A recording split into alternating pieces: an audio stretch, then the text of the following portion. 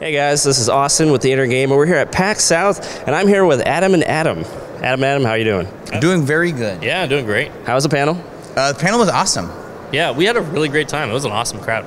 Great. Well, guys, you're part of Game to Grow, an organization that's doing some really cool things for D&D. It's helping to elevate something that's, I don't want to call it benign, but something very simple into something really awesome. So tell me about your organization and what y'all do. So it's not just that D&D or Dungeons and Dragons is like really simple. It's that like for a long time people thought it was bad for you. Right. Like for a long time. Yeah, it's demonic and it's gonna bring Satan out and Yeah, not only that. Not only is it gonna make you a worshiper of Satan, but it's also for people who like to hang out in basements by themselves, and that's not at all true. So we use Dungeons and Dragons actually to help kids be more social, to help kids come out of their shell, to help kids make friends sometimes for the very first time. So Game to Grow's mission actually is to use games of all kinds for therapeutic, educational, community growth. But we run social skills groups therapeutically helping kids and teens build social skills. And oftentimes they have challenges related to autism, anxiety, ADHD, and through the game and the intentional facilitation of the game, we help them become more confident, creative, and socially capable people. So can you tell me some stories, maybe like 2 or 3, that like have really made this job like something you're really proud of? Oh gosh, on the spot. Adam, you go first. Well, I think maybe one of my favorite stories are some of the really simple ones. We will often use the game to be a guide for helping some of our players who put a lot of themselves into their character and make characters that are very mirrored to themselves. In one particular instance, we had a player that came in who was really struggling with focus and really struggling with impulsive decisions. And they made a character and very explicitly said, "My character is impulsive." And so we had them come through this dungeon, and in the dungeon, the players had to encounter a massive troll of legend. And this troll was imprisoned in the corner of the room, and the players in the other corner of the room saw that there were 3 switches. And it was quickly established for the players, one of these switches would open the door across the room and allow them to proceed down the dungeon, and the other 2 switches would release this massive troll of legend upon the players. And this was a brand new group where they were all just getting to know each other, but the impulsive player says, "My character runs across the room and pulls all 3 switches like this." And in that moment, everybody else who was getting ready to figure out kind of the puzzle, getting ready to figure out all the pieces, they all sort of froze. And I said, the troll leaps across the room and he grabs your character getting ready to eat them. And then I turned to all the other players and I said, the player, you have a choice now.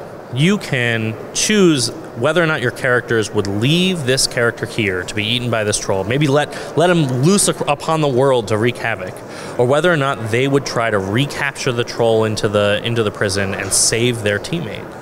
And they debated and they talked about it, and eventually they came around to the idea that no, they were gonna help their friend, even though they had really kind of just met each other. And so they one of them pretended to be a juicy, plump child that the troll would enjoy more than this other snack that he had in his hands. And they enticed the troll over back into the prison, and then flipped the switches again to imprison the troll and get him captured. And at the end of that session, the impulsive player turned to the rest of the players during our checkout and said, I'm really glad that you guys got to help my character through this, because they're impulsive and they're going to need a lot of help.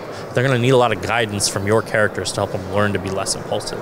And one of the other players at the table said, I'm super glad that your character did that, because I'm struggling with a lot of the same challenges, and that's why we're here, and that's why we're working on these things together.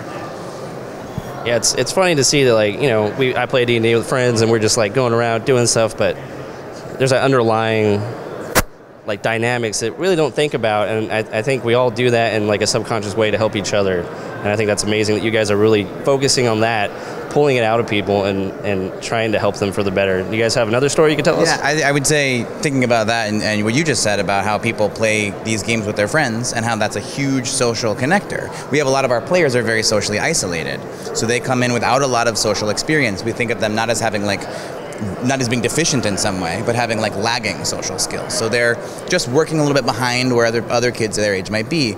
So we have some players who are really, really excited about the thing they're excited about, and they just want to share about the thing they're excited about because they don't get a chance to connect to people on a regular basis. So sometimes that shows up in the game. And I had a player who was really, really, really excited about Power Rangers.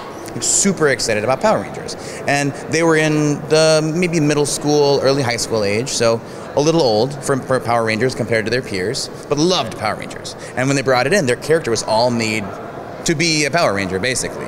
And the other players at the table were like, oh, I don't know about this Power Ranger thing. They were kind of too cool, like middle schoolers often are. There's no such thing as Power Rangers in D&D, you know, but then I'm the game master, so they discover Ranger Gems. And then you, person who was maybe a little bit too cool for Ranger Gems, now finds a Ranger Gem.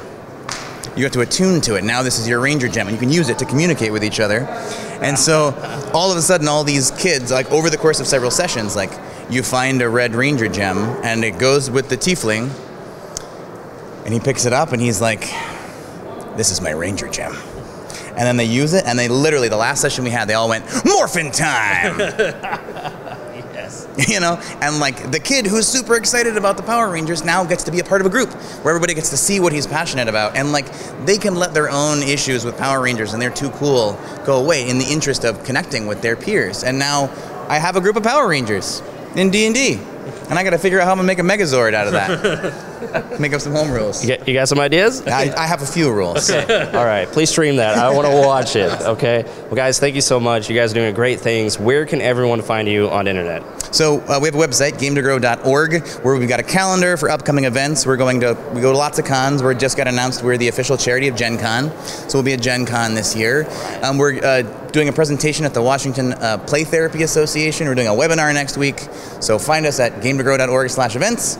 We're on Twitter at GameToGrow. We're on Facebook at GameToGrow. We're on Instagram At Game to Grow. at GameToGrow. You see where this is going. They should post some more pictures. Yeah, sorry. Yeah. We're on it. Thank We're you. on it. This is going to be on Instagram right now.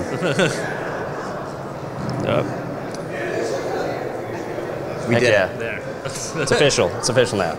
So what does the future hold for y'all, and where do y'all hope to be in like 5 years, 10 years? The world. Perfect. I like it. So we're actually in the middle right now of starting some brand new initiatives. The first is Critical Core.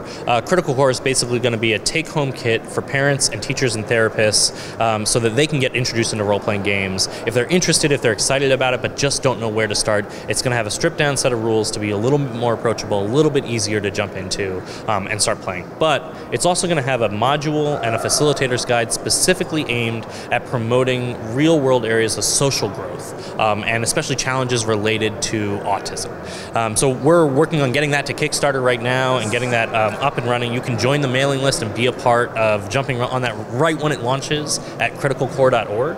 We're also in the middle of starting a community initiative program where we're trying to get more just general good play and open tables of role-playing games into schools, into community centers, into libraries. We're working along with Ethan Schoonover to help get that initiative up and running and really start to streamline that, hopefully to make it a national program. Well, guys, thank you so much. Appreciate your time. Go check out Game to Grow. They're amazing. Yeah.